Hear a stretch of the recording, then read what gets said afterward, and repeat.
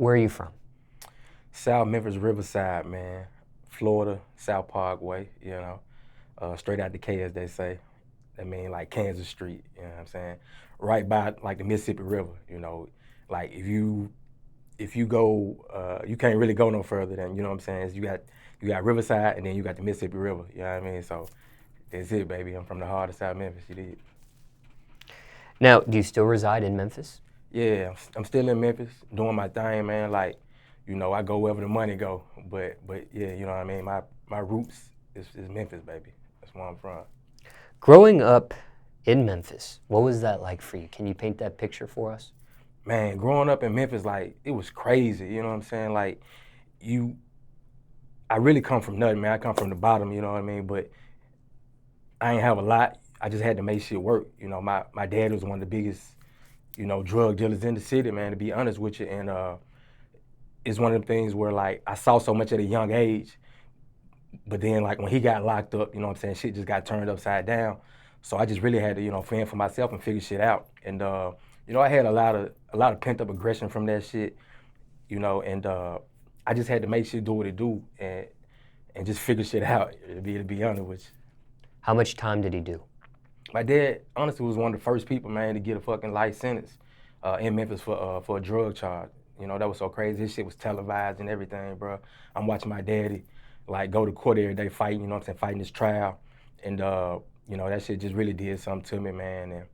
And, I just handled that shit the best I could, but, like, I was just really out here by myself, man. And, I was just going wherever I could to make shit happen and just from family to family house and just so much shit going on, man. It was crazy. What was the actual charge he was convicted of?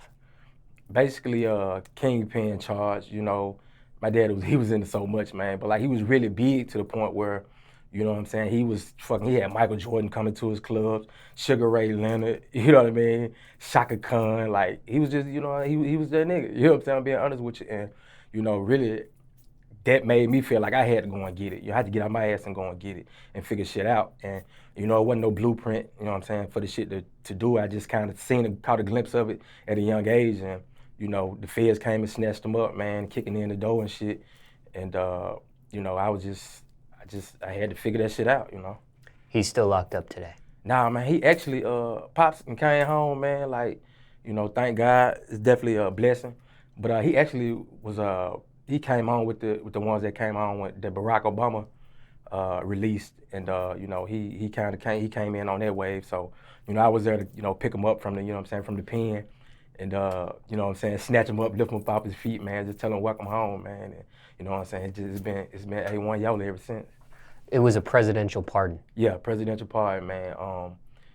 Yeah, he just, like I said, he was one of the last ones to get out. So they let him out in different waves, and he got his pardon at the last wave. Like, we was on pins and needles, like, damn, is he gonna make the cut? You know what I'm saying? Pop's coming home, and man, he made it though. You know what I mean? The last one, you feel me? Like, and it was just like, man, it was just crazy. It was like the city went up, like went stupid crazy for real. What was that process like for the presidential pardon? It was one of them things where it was a long process, really just kind of trying to be one of the ones to get your name in, get all your paperwork turned in so you can make the cut. And like I said, it was just, his case was so crazy because he was into so much, man. He was, running with the politicians and shit. So, there's a lot of people that really didn't want to see him get out, man. But, man, God is good, man. It all worked out. A lot of people was, writing in and telling how they felt about it, feeling like he should have been one of those ones that got out, if anybody, because, what I'm saying, he got locked up on a non-violent charge. You feel me? Like, my dad, he spread so much love through the city, man, that you couldn't do nothing but really, what I'm saying, want to see that man come home, man. And it was just, I'm just glad it worked out, bro, because, like, what I'm saying, we got a big family, man. I got brothers and sisters everywhere, man, and it's a lot of love for him, and but that process, man, it was crazy. Like I said, he was one of the last ones, bro. And we really was like, man, is he gonna make it? You know what I'm saying? Is he gonna make it? And man, you know what I'm saying? The paperwork got signed off on, and you know what I'm saying? We waiting on him. You feel me? Just waiting on him. Like, what's up, Pop, man? You know what I'm saying? How much time did he actually end up serving? 26 years, man. Like right at 26, had a life sentence with no parole. You feel me? Like so, he had to get that. You know what I mean? That life sentence lifted up off of him. So he was able to do that, and then get his name dropped in there in the hat, with everybody else. But yeah, 26 strong years, bro. Like life without parole. That's a hard pill to swallow for anybody. I don't care how strong you is. And he did that time, man. He did his time, man. And didn't call out no names and none of that, man. He took it on the chin, man. And it was like I said, I used to go out there and see my pops. Had to hug him through. The visitation room as a little boy. Just a little boy seeing your pops like that, man. It's crazy when you knowing.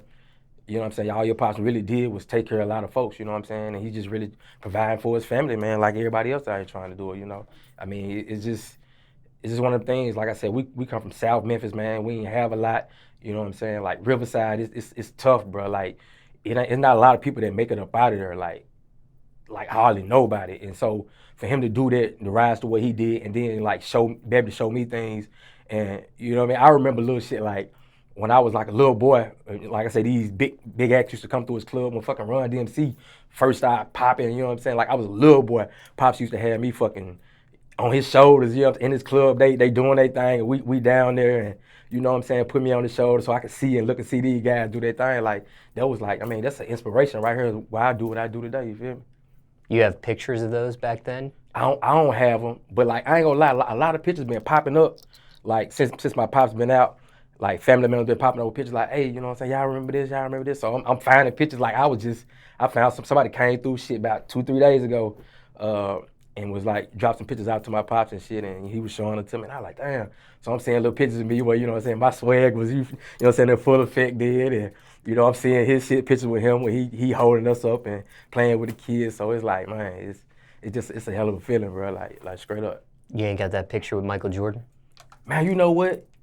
Somebody in the family got it. He don't got it, but somebody got it. Like I said, the one with Jordan, and Jordan, I would ask my pop, I said, man, Pa, how you get Jordan to come to the club, man? You know what I'm saying? Back then, he was like, shit, man, my club was just really popping like that at the time. Jordan was in town. I think Jordan had really just got into the league then. And shit, Jordan was like looking for the hot spot in the city when he came through.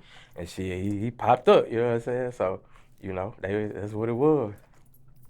How old were you when he got taken away? Man, I was probably about 9 or 10, and man, just a little boy, man. Like it was crazy because what was so crazy about my situation was I went from having everything like the newest, the newest toys, the freshest shoes, the flyest bike like on the block, to to really having nothing, like, cause it's like everything dried up. When my pops got some of the feds busted in, so. And I'm talking about the shit happened quick, man, just like that. And, it was crazy. So you just like, damn, man, what the fuck just happened to you? You know what I mean? It's just like I was out in the streets, like really from there, like I got so when my pops got snatched up, it was like, so I was really from home to home. Like I got, like my granny, she stepped in, cause my mama and my dad, they was in the street so heavy, doing their thing, that it was just like she had to come in literally. She'll tell it really take her to tell the story. But and my pops, he was like, man, he was like, man, he's like, I was just out here. He was drugging so hard, dipping in his pack, I guess you could say, but he was still getting big money, And he was like, man, your granny, she came and snatched her up by my arm, knocked on the door, she dared to kick the door down, like, well, my grandbaby, y'all can't take care of him right now, I got to have him. He come with me. And she was like, my pops was like, man, he said they was so fucked up. They was like, he didn't want to do it, but he was like, my granny, she like a gangster too, you know what I'm saying? So she's like, man, give me that baby, and snatched me up and took me, back to her house. And, that's why I stayed for a good majority of, my life, to I moved with my mom's till she got on her feet, you know what I mean? So this was your grandmother on your father's side? My mama's mama. Okay. Yeah, your mother's side. Yeah, granny. And my pops, I call her granny too, but like more like my grandma. I call her more like grandma. And but she stepped in too and did what she could do. But I spent most of the time with my mama's mom. Yeah. Do you remember how he got taken? Like, were you there when he got snatched up by the feds? Not at the time. I think I was probably on my granny house because she kept me alive and had me and when my daddy was out here doing his thing with my mom when they was when they was out here handling their business or whatever. So, but I wasn't physically there at the time. But the shit was all over the news, bro. It was crazy, man. Like everybody knew when he got locked up and everybody knew when he got out, type of shit. That's how big it was, you know. Your grandmother broke the news to you about it? Who, man, I'm trying to think who, man, I think the shit was, I think she did, and then we seen it on the news, like, later that day, and, you know what I'm saying, it was just all over the fucking news, like, crazy, man, everybody was talking about it, and it's just, it's one of them things, man, like, if you was from Memphis, you knew how my pops moved around, and how he held it down. He ran with the barcades, all up, man, like big shit popping for real.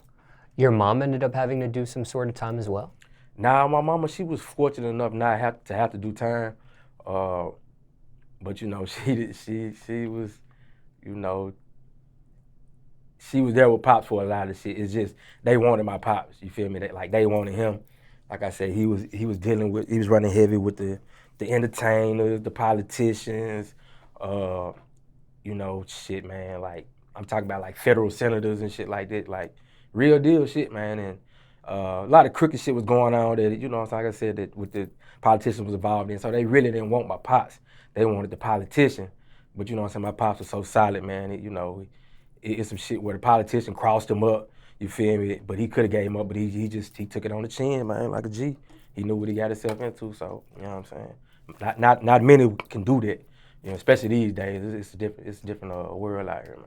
Different type of streets, but yeah, he one of the solid ones for sure. So when your dad gets locked up, does your mom enter back in your life and take custody of you from grandma, or what? Yeah, basically that's how it was. So like when my mom, she got on her feet, I mean, she married and shit. She got married, and we moved, we moved across town a little bit, right on the outskirts, kind of like right on the outside the line of South Memphis. And she married, and like I said, she was just really trying to get on her feet. She's working, 9 to 5, working crazy hours, just trying to figure the shit out. Because her and my dad, they pretty much had split by then. And so she married my stepdaddy, like he so-called swept her off her feet type shit. And it just, from there, that's when shit, like I said, really got crazy for me, because me and my stepdad, we ain't really get along, man, you know what I'm saying? Just to keep it all the way 1,000, which he was just, you know what I mean? It was like I was just there, and he was just really dealing with me, you know what I'm saying? Cause, he was with my mom's, you know what I mean? And so we ain't see eye to eye on a lot of shit, man, you know what I'm saying? I watched my mama go through a lot, dealing with him, man, you know what I'm saying? He just, he was something else with himself, bro. And so I had a lot, you know what I'm saying? I had a lot of pent up aggression from just seeing what my mama was going through in the house, like, just with, just dealing with drinking and shit, and they was drinking, and, you know what I'm saying? He just, I'm gonna call it like it is, you know what I'm saying? He was abusive, you feel me? And so like I said, I had a lot of aggression from that, so I kind of took that aggression to the streets, because like, I didn't appreciate how he was doing it, you know what I mean, how he was doing my mom, so I wouldn't even really go home. That's what really pushed me to the streets heavy, man, so I'm just out here running with my homies and shit, man, trying to figure that shit out, you know what I'm saying, in places I ain't supposed to be, you feel me, doing shit I ain't supposed to do, breaking into shit I wasn't supposed to be into, and it's just one of them things, like damn, man, I ain't got shit really no more. Like I done went from having everything to really having shit. You feel me? Now I'm rocking buddy shit. Moms ain't got the money like me and my pops had then, and so I just had to figure shit out, man, and try to get it how I live, man. So I was always into something, man. I kicked out of school a lot, suspended a lot, fighting a lot, just whatever, man. And I was just around the block that little nigga did. That was always into something, man. And shit, it's what it was at the time, Now, I do want to talk about that stepfather relationship a little bit more and explore that, but I want to finish up this thought I'm at. with your father being in prison. While he was locked up, you maintained a close relationship throughout the years? I did. I maintained a very close relationship. It was one of the things where, man, he really was preaching to me from, you know what I'm saying, from the jail cell, like trying to tell me, like, boy, you know what I'm saying, you don't really want to come down this path, man. You don't really want to do it. But you know how it's one of the things where he there, but he ain't there as far as there. He's telling me all the stuff that I need to hear, but you know, it's one thing to be there saying it, and it's one thing to be there physically. And you know, so I would listen to some shit, and I really believe he saved me from really just being in that cell next to him. And I believe that's what saved me in the end. But at the time, I was, man, I'm hearing them, but shit, a lot of times that shit was going one ear and out the other. And, you know, it's just, and I'm running with my homies, you know what I'm saying? I'm in and out of cars and shit. I'm going places where I'm just, you know, I'm with these niggas, a lot of them, you know what I'm saying, older than me. So I'm you know what I'm saying, I ain't no follow, but at the same time, that's really the only love you know what I'm saying, anything that looked like love to me at the time, you know. And just over their houses, man, I'm sleeping on couches, sleeping on floors. It was like, man, you know, but I was like, man, this shit can't be like this forever, you feel me? So, you know. Was there ever anger or resentment towards your father, your biological father? A little bit, you know what I mean, to be honest, because I was so young at the time, I really didn't know, you know, exactly what, or fully understand what he was going through. I mean, I know what I'm seeing on TV, on the news and shit, but it's one thing when you see that and then to have to go visit your pops in the visitation room where you get to fucking hug him and talk to him for an hour, you feel me? And then you gotta get up out of there. And then you gotta go through so much shit just to even see him. You know, motherfuckers patting you down, warning you, all that shit every time you go see your pop. And you know, sometimes you be like, damn, man, you know, was it all worth it? You know, so you got to ask yourself that. But I knew why I still maintained a relationship with him, because I knew my pops he just spread so much love, and you know, he took care of so many people. He was trying to provide for his family, and I, at the end of the day, like when I sat back and thought about it, I was like, man, I had to respect it. I had to understand it. Like his pops didn't, you know what I'm saying, really show him shit.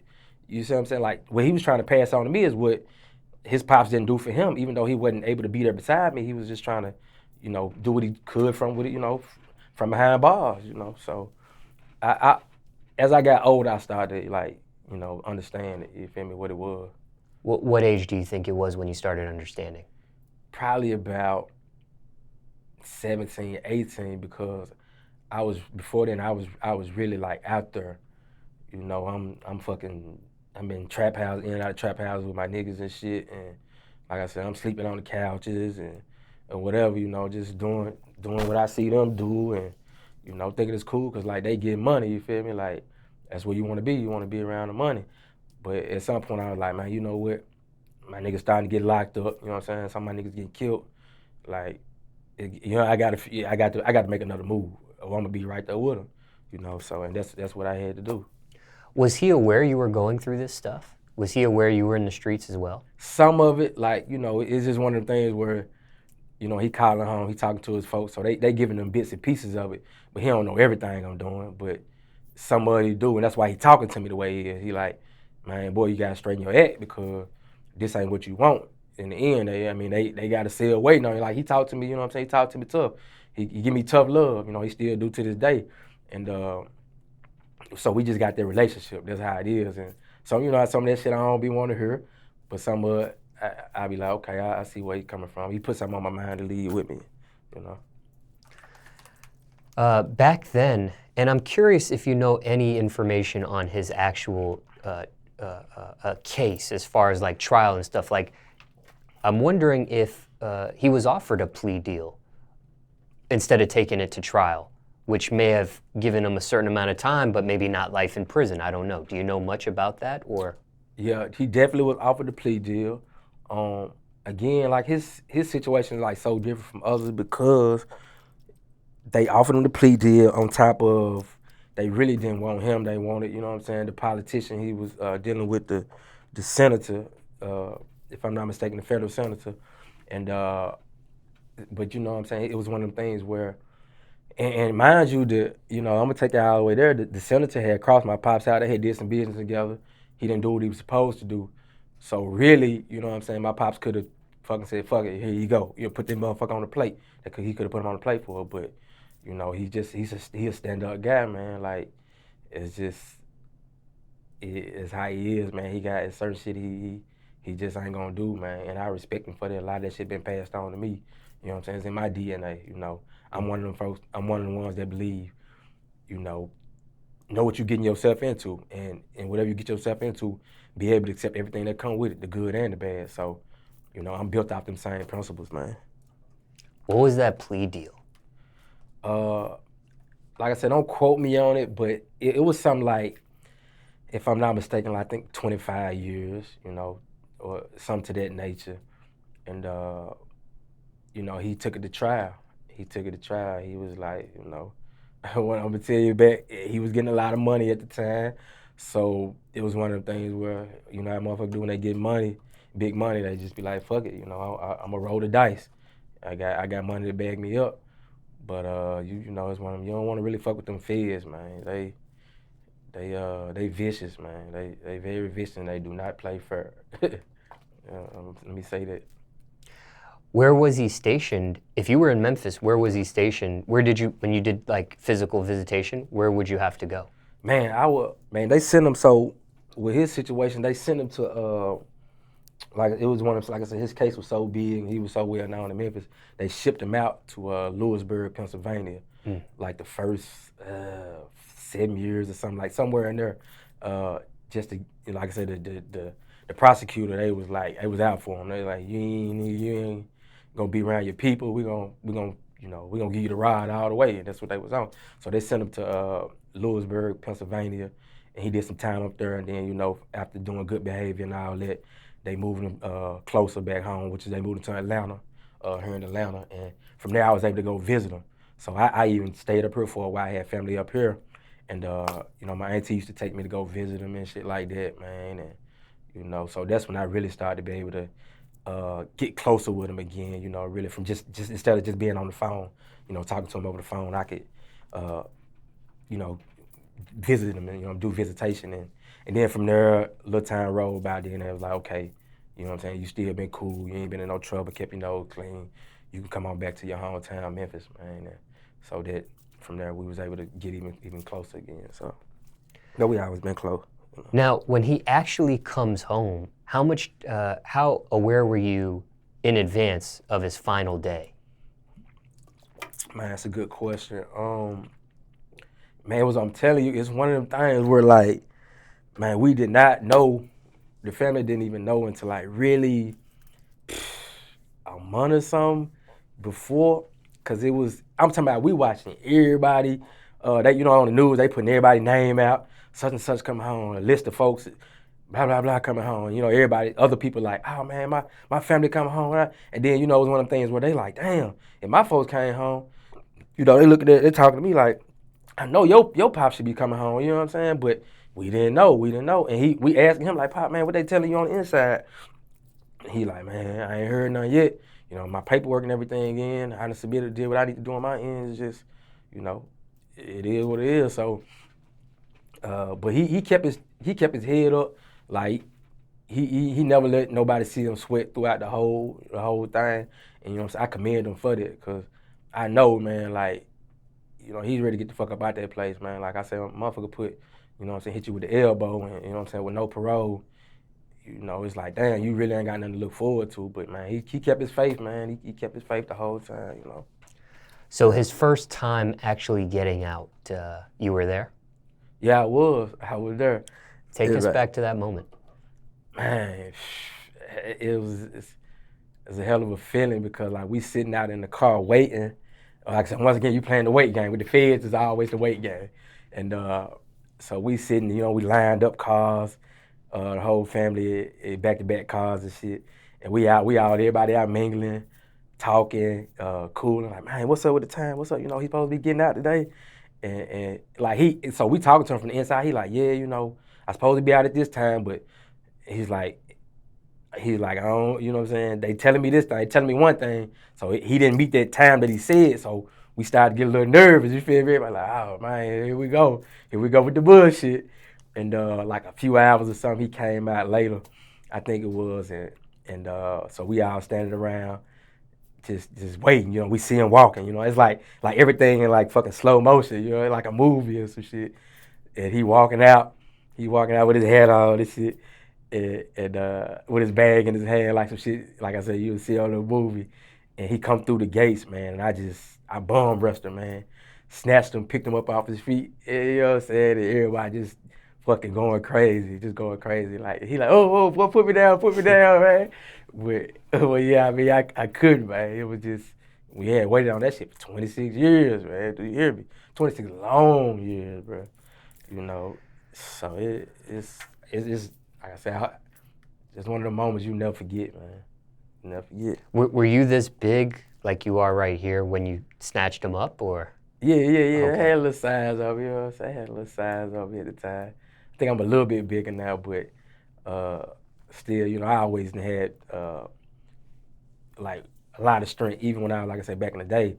You know, I was always been nice with the hands, you feel me? And so I always had strength that motherfuckers like will underestimate me, basically.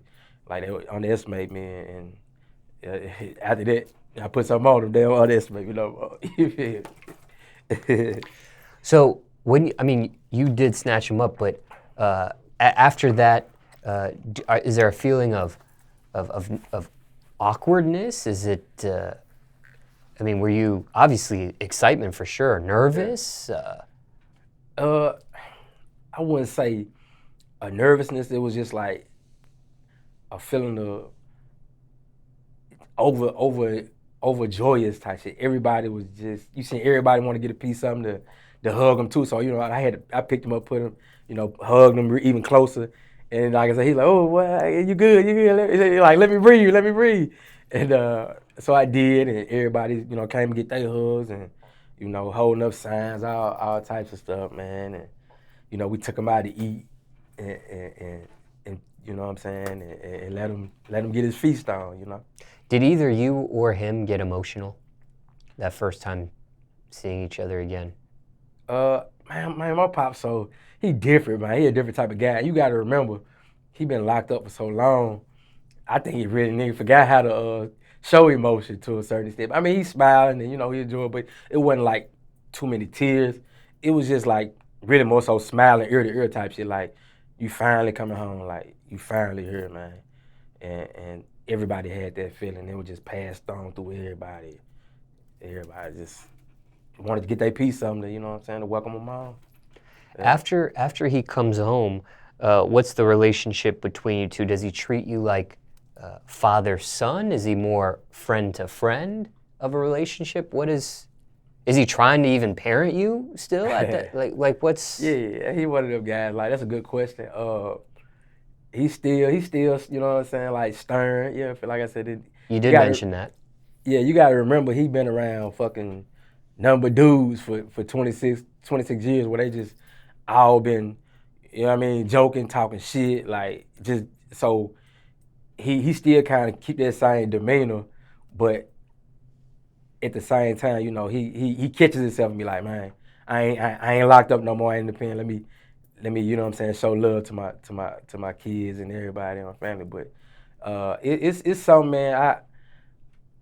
I kind of know what a lot of, you know what I'm saying, these guys be going through when they get locked up and they get out and be trying to make that transition. It's rough, man. Like, I'm one of the only ones that really, I think, understand why he is the way he is.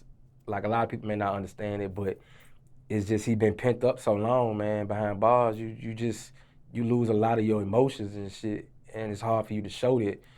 You just have, because like I said, when I was young, I had a lot of pent up aggression.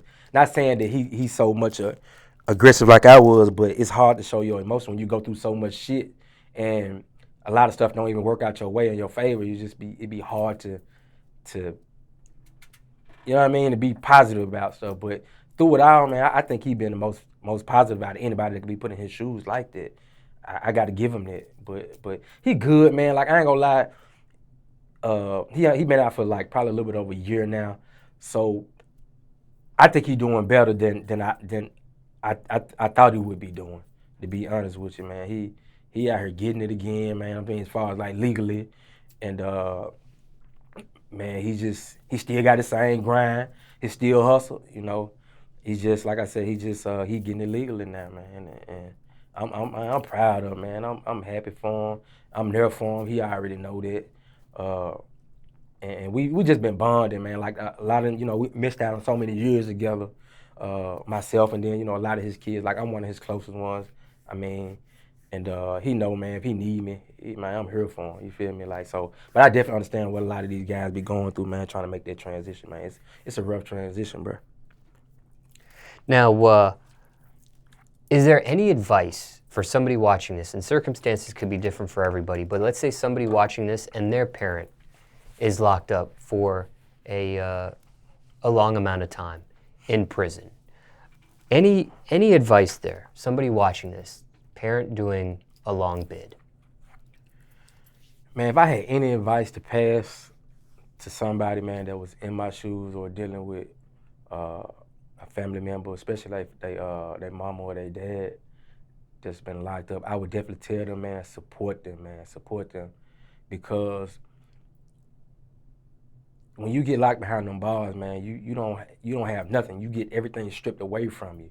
You know what I mean? Like you absolutely have nothing. So the only thing left is that can be given to you is somebody that give you love and support. You know, it could be financially, it could be visitation, it could be putting money on their books, it could be answering that fucking phone call. Like they need that, man. Like that shit is very important, and that's the shit that's gonna keep their spirits up, keep them positive, letting them know that, hey, this is just a storm I'm going through at the time. I'm gonna be all right, and it gives them hope more so than anything. Like that shit is so big, and if you can do that, you'll be surprised. Like the changes people will be willing to make once they, like I said, once they come up out of their rut or whatever they're going through. And I mean, I think more people should do that, man. Like because it's crazy how people will get out here. You know, somebody will be doing something on the outside, taking chances, taking risks to help their family or help their people, put them in a better position. And then once they get locked up and shit run out or dry up, then you can't find nobody, you can't get in touch with nobody. And that shit is fucked up. It ain't cool. And man, motherfuckers just got to do better, man. Especially when motherfuckers been looking out for you and you know had your back. But then when they back against the wall, you ain't got nothing to offer. You ain't got nothing. You know what I mean? Like it just that shit ain't what's up, man, at all. It ain't. You know.